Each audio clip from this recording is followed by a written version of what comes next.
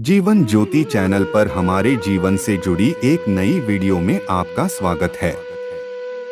अगर अभी तक आपने हमारे चैनल को सब्सक्राइब नहीं किया है तो पहले सब्सक्राइब कर ले। जानकारी अच्छी लगे तो लाइक करें और कमेंट में अपने विचार साझा करें। एक राजा ब्राह्मणों को लंगर में महल के आंगन में भोजन करा रहा था। राजा का रसोइया खुले आंगन में भोजन पका रहा था। उसी समय एक चील अपने पंजे में एक जिंदा सांप को लेकर राजा के महल के ऊपर से गुजरी। तब पंजों में दबे सांप ने अपनी आत्मरक्षा में चील से बचने के लिए अपने फन से जहर निकाला। तब रसोइया जो लंगर ब्राह्मणों के लिए पका रहा था, उस लंगर में सांप के मुख से निकली जहर की कुछ बूंदें खाने में गिर गई। किसी को कुछ पता नहीं चला।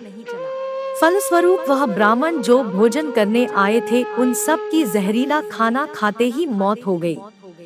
अब जब राजा को सारे ब्राह्मणों की मृत्यु का पता चला तो ब्रह्महत्या होने से उसे बहुत दुख हुआ।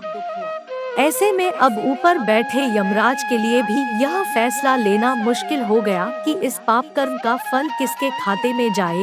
एक राजा जिसको पता ही नहीं था कि खाना जहरीला हो गया है, या दो रसोइया जिसको पता ही नहीं था कि खाना बनाते समय वह जहरीला हो गया है, या तीन वह चील जो जहरीला सांप लिए राजा के ऊपर से गुजरी, या चार वह सांप जिसने अपनी आत्मरक्षा में जहर निकाला। बहुत दिनों तक यह मामला यमराज की फाइल में अटका पेंडिंग रहा। फिर कुछ समय बाद कुछ ब्राह्मण राजा से मिलने उस राज्य में आए और उन्होंने किसी महिला से महल का रास्ता पूछा। उस महिला ने महल का रास्ता तो बता दिया, पर रास्ता बताने के साथ साथ ब्राह्मणों से ये भी कह दिया कि देखो भाई, जरा ध्यान रखना, वह राजा आप जैसे ब्राह्मणों को खाने में जहर देकर मार देता है। बस जैसे ही उस महिला ने ये शब्द कहे, उसी समय यमराज ने फैसला डिसीजन ले लिया कि उन मृत ब्राह्मणों की मृत्यु के पाप का फल इस महिला के खाते में जाएगा और इसे उस पाप का फल भुगतना होगा।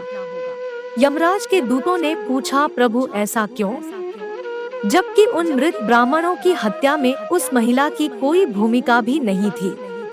तब यमराज ने कहा कि भाई देखो, जब कोई व्यक्ति पाप करता है तब उसे बड़ा आनंद मिलता है, पर उन मृत ब्राह्मणों की हत्या से ना तो राजा को आनंद मिला, ना ही उस रसोइया को आनंद मिला, ना ही उस सांप को आनंद मिला, और ना ही उस चील को आनंद मिला, पर उस पापकर्म की घटना का बुराई करने के भाव से बखान कर उस महिला को जरूर आनंद मिला। इसलिए राजा के उस अनजाने पापकर्म का फल अब इस महिला के खाते में जाएगा। बस इसी घटना के तहत आज तक जब भी कोई व्यक्ति जब किसी दूसरे के पाप कर्म का बखान बुरे भाव से बुराई करता है, तब उस व्यक्ति के पापों का हिस्सा उस बुराई करने वाले के खाते में भी डाल दिया जाता है। अक्सर हम जीवन में सोचते हैं कि हमने जीवन में ऐसा कोई पाप नहीं किया, फिर भी हमारे जीवन में इतना कष्ट क्यों आया।